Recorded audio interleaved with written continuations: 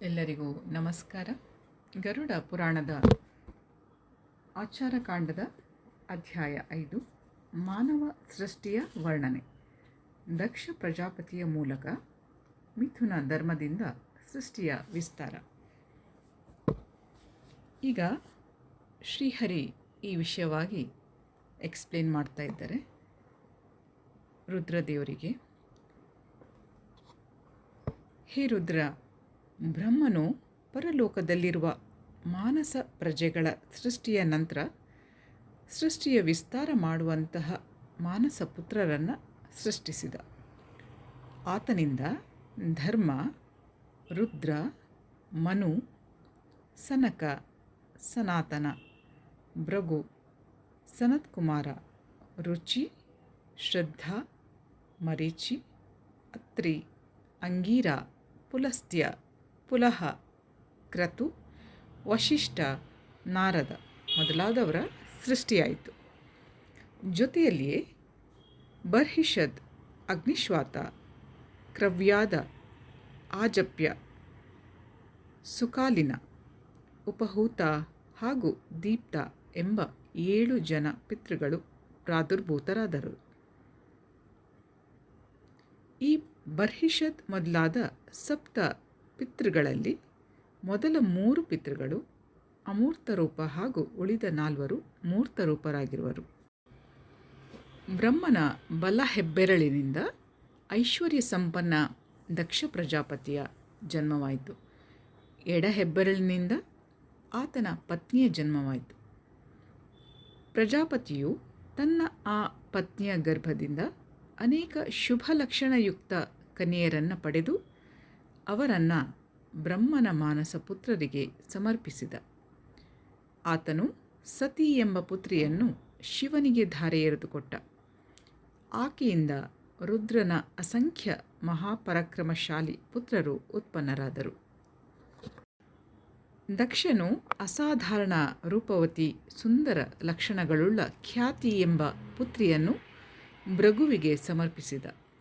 ಆಕೆಯಿಂದ ಭೃಗುವಿಗೆ ಧಾತ, ವಿಧಾತ ಎಂಬ 2 ಪುತ್ರರಾದರು. ಅದೇ ಖ್ಯಾತಿಯಿಂದ ನಾರಾಯಣನ ಯಾವ ಶ್ರೀ ಎಂಬ ಪತ್ನಿ ಇರುವಳೋ ಆಕೆಯೂ ಕೂಡ ಜನಿಸಿದಳು. ಆ ಶ್ರೀಯ ಗರ್ಭದಿಂದ ಹರಿಯು ಬಲ, ಉನ್ಮಾದ ಎಂಬಿಬ್ಬರು ಪುತ್ರರನ್ನು ಉತ್ಪನ್ನ ಮಾಡಿದ.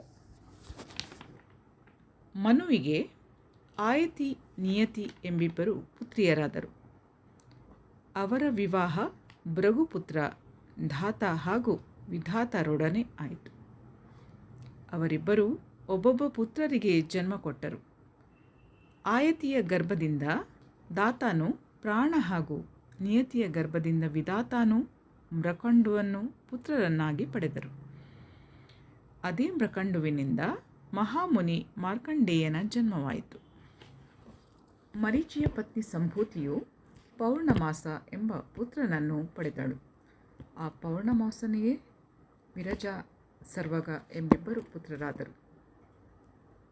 ಅಂಗಿರಾನು ದಕ್ಷಕನ್ಯೆ ಸ್ಮೃತಿಯಿಂದ ಅನೇಕ ಪುತ್ರರನ್ನು ಹಾಗೂ ಸೀನಿವಾಲಿ, ಕುಹು, ರಾಕ, ಅನುಮತಿ ಎಂಬ 4 ಪುತ್ರಿಯರನ್ನು ಪಡೆದನು. ಮರೀಚಿಯ ಪತ್ನಿ ಸಂಭೂತಿಯು ಪೌರ್ಣಮಾಸ ಎಂಬ ಪುತ್ರನನ್ನು ಪಡೆದಳು. ಆ ಪೌರ್ಣಮಾಸನಿಗೆ ವಿರಜ, ಸರ್ವಗ ಎಂಬಿಬ್ಬರು ಪುತ್ರರಾದರು. ಅಂಗಿರಾನು ದಕ್ಷಕನ್ಯೆ ಸ್ಮೃತಿಯಿಂದ ಅನೇಕ ಪುತ್ರರನ್ನು ಹಾಗೂ ಸೀನಿವಾಲಿ, ಕುಹು, ರಾಕ, ಅನುಮತಿ ಎಂಬ 4 ಪುತ್ರಿಯರನ್ನು ಪಡೆದನು. ಅನಸೂಯಳು ಅತ್ರಿಯಿಂದ ಚಂದ್ರ, ದೂರ್ವಾಸ ಹಾಗೂ ಯೋಗಿ ದತ್ತಾತ್ರೇಯರೆಂಬ 3 ಪುತ್ರರಿಗೆ ಜನ್ಮ ಕೊಟ್ಟಳು. ಪುಲಸಿನ ಪತ್ನಿ ಪ್ರೀತಿಯಿಂದ ದತ್ತೋಲಿ ಎಂಬ ಪುತ್ರನಾದ.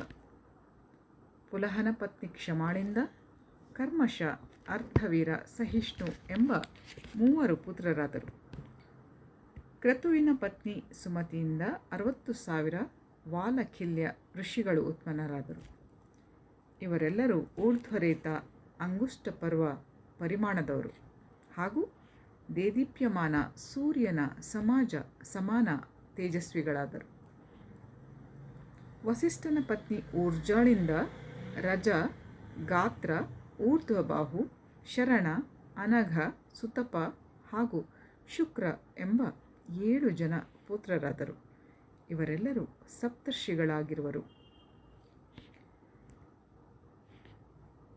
ದಕ್ಷ ಪ್ರಜಾಪತಿಯು ಶರೀರಧಾರಿ ಅಗ್ನಿಗೆ ಸ್ವಾಹ ಎಂಬ ಪುತ್ರಿಯನ್ನು ಪ್ರದಾನಿಸಿದ್ದ.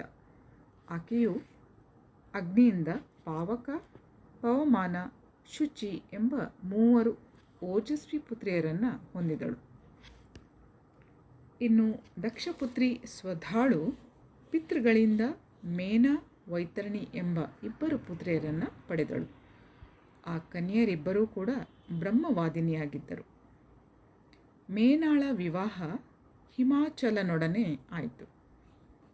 ಹಿಮಾಚಲನು ಮೇನಾಳಿಂದ ಮೈನಾಕ ಎಂಬ ಪುತ್ರನನ್ನು, ಹಾಗೆಯೇ ಗೌರಿ, ಆಕೆ ಪಾರ್ವತಿ ಎಂಬ ಹೆಸರಿನಿಂದಲೂ ಪ್ರಸಿದ್ಧಿ, ಗೌರಿ ಎಂಬ ಪ್ರಸಿದ್ಧ ಪುತ್ರಿಯನ್ನು ಕೂಡ ಪಡೆದ. ಆಕೆಯು ಪೂರ್ವಜನ್ಮದಲ್ಲಿ ಸತಿಯಾಗಿದ್ದಳು. ಆನಂತರ ಬ್ರಹ್ಮನು ತನಗೆ ಸಮಾನವಾದ ಗುಣ ಇರುವಂತಹ ಸ್ವಯಂಭುವ ಮನುವಿಗೆ ಜನ್ಮ ಕೊಟ್ಟು ಆತನನ್ನು ಪ್ರಜಾಪಾಲನೆಯ ಕಾರ್ಯದಲ್ಲಿ ನಿಯುಕ್ತಗೊಳಿಸಿದ. ಅದೇ ಬ್ರಹ್ಮನಿಂದ ದೇವಿ ಶತರೂಪಾಳ ಆವಿರ್ಭಾವವಾಯಿತು. ಸ್ವಯಂಭುವ ಮನುವು ತಪಸ್ವಿಯಾದ ಶತರೂಪಾಳನ್ನು ಪತ್ನಿಯಾಗಿ ಸ್ವೀಕರಿಸಿದ. ಆಕೆಯಿಂದ ಪ್ರಿಯವ್ರತ, ಉತ್ತಾನಪಾದ ಎಂಬಿಬ್ಬರು ಪುತ್ರರು, ಪ್ರಸೂತಿ, ಅಕೂತಿ, ದೇವಹೂತಿ ಎಂಬ 3 ಪುತ್ರಿಯರಾದರು. ಅವರಲ್ಲಿ ಅಕೂತಿಯು ಪ್ರಜಾಪತಿ ರುಚಿಯನ್ನು ವಿವಾಹವಾದಳು. ಪ್ರಸೂತಿ, ದೇವಹೂತಿಯರು ಕ್ರಮವಾಗಿ ದಕ್ಷ ಹಾಗೂ ಕರ್ದಮ ಮುನಿಯ ಪತ್ನಿಯರಾದರು. ಇನ್ನು ರುಚಿಯಿಂದ ಯಜ್ಞ ಹಾಗೂ ದಕ್ಷಿಣಾರ ಜನ್ಮವಾಯಿತು. ಯಜ್ಞನಿಂದ ದಕ್ಷಿಣಾಳಿಗೆ 12 ಜನ ಪುತ್ರರಾದರು.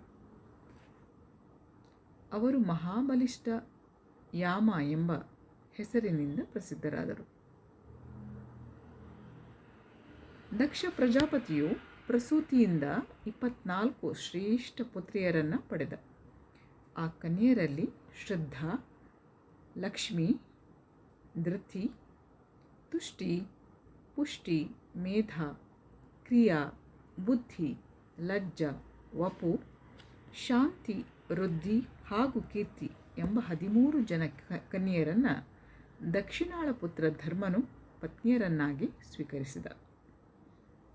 ಇವರ ನಂತರ ಉಳಿದ ಖ್ಯಾತಿ, ಸತಿ, ಸಂಭೂತಿ, ಸ್ಮೃತಿ, ಪ್ರೀತಿ, ಕ್ಷಮ, ಸನ್ನತಿ, ಅನಸೂಯ, ಊರ್ಜ, ಸ್ವಾಹ, ಸ್ವಧ ಎಂಬ 11 ಜನ ಕನ್ಯೆಯರ ವಿವಾಹ ಅನುಕ್ರಮವಾಗಿ ಮುನಿಶ್ರೇಷ್ಠ, ಭೃಗು, ಮಹಾದೇವ, ಮರೀಚಿ, ಅಂಗೀರ, ಪುಲಸ್ಯ, ಪುಲಹ, ಕ್ರತು, ಅತ್ರಿ, ವಸಿಷ್ಠ, ಅಗ್ನಿ ಹಾಗೂ ಪಿತೃಗಣದೊಡನೆ ಆಯಿತು. ಶ್ರದ್ಧೆಯು ಕಾಮ, ಲಕ್ಷ್ಮಿಯು ದರ್ಪ, ಧೃತಿಯು ನಿಯಮ, ತುಷ್ಟಿಯು ಸಂತೋಷ, ಪುಷ್ಟಿಯು ಲೋಭವನ್ನು ಉತ್ಪನ್ನ ಮಾಡಿದರು. ಮೇಧಾಳಿಂದ ಶ್ರುತನ, ಕ್ರಿಯಾಳಿಂದ ದಂಡ, ಲಯ, ವಿನಯ ಎಂಬ 3 ಪುತ್ರರಾದರು. ಬುದ್ಧಿಯಿಂದ ಬೋಧ, ಲಜ್ಜಾಳಿಂದ ವಿನಯ, ವಪುವಿನಿಂದ ವ್ಯವಸಾಯ ಹಾಗೂ ಶಾಂತಿಯಿಂದ ಕ್ಷೇಮನ ಜನ್ಮವಾಯಿತು. ವೃದ್ಧಿಯಿಂದ ಸುಖ, ಕೀರ್ತಿಯಿಂದ ಯಶ ಉತ್ಪನ್ನವಾದರು. ಇವರೆಲ್ಲ ಧರ್ಮನ ಪುತ್ರರಾಗಿರುವರು. ಧರ್ಮನ ಪುತ್ರ ಕಾಮನ ಪತ್ನಿಯ ಹೆಸರು ರತಿ, ಆಕೆಯ ಪುತ್ರ ಹರ್ಷ ಎಂದು. ದಕ್ಷ ಪ್ರಜಾಪತಿಯು ಯಾವುದೋ ಒಂದು ಸಮಯ ಅಶ್ವಮೇಧ ಯಜ್ಞವನ್ನು ಆಯೋಜಿಸಿದ. ಆ ಯಜ್ಞದಲ್ಲಿ ರುದ್ರ ಸತಿಯರ ಹೊರತಾಗಿ ಆಮಂತ್ರಿತ ದಕ್ಷನ ಎಲ್ಲ ಅಳಿಯಂದಿರು ತಮ್ಮ ಪತ್ನಿಯರೊಡನೆ ಉಪಸ್ಥಿತರಿದ್ದರು. ಇದನ್ನು ಕಂಡು ಆಮಂತ್ರಣವಿಲ್ಲದೆ ಸತಿಯು ಆ ಯಜ್ಞದಲ್ಲಿ ಹೋದಳು. ಆದರೆ ಅಲ್ಲಿ ತನ್ನ ತಂದೆ ದಕ್ಷನಿಂದ ಆದ ತಿರಸ್ಕಾರವನ್ನು ಸಹಿಸದೆ ಆಕೆಯು ಅಲ್ಲಿಯೇ ತನ್ನ ಪ್ರಾಣವನ್ನು ತ್ಯಜಿಸಿದಳು. ಅದೇ ಸತಿಯು ಪುನಃ ಹಿಮಾಲಯನಿಂದ ಮೇನಾಳಲ್ಲಿ ಜನ್ಮ ತಳೆದು ಗೌರಿ ಎಂಬ ಹೆಸರಿನಿಂದ ಪ್ರಸಿದ್ಧಿಯಾದಳು. ಶಂಭುವಿನ ಪತ್ನಿಯಾದಳು.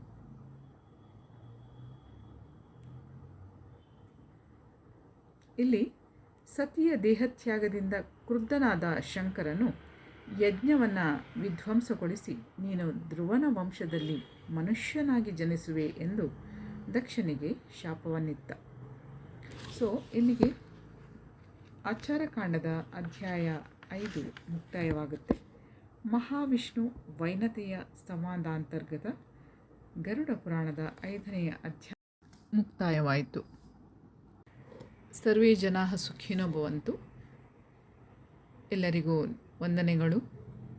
ಇನ್ನು ಮುಂದಿನ ಅಧ್ಯಾಯದೊಂದಿಗೆ ಮತ್ತೆ ನಿಮ್ಮನ್ನು ಭೇಟಿಯಾಗ್ತೇನೆ. ಅಲ್ಲಿಯವರೆಗೆ take care, bye. Have a good day. ಜೈ ಶ್ರೀಕೃಷ್ಣ.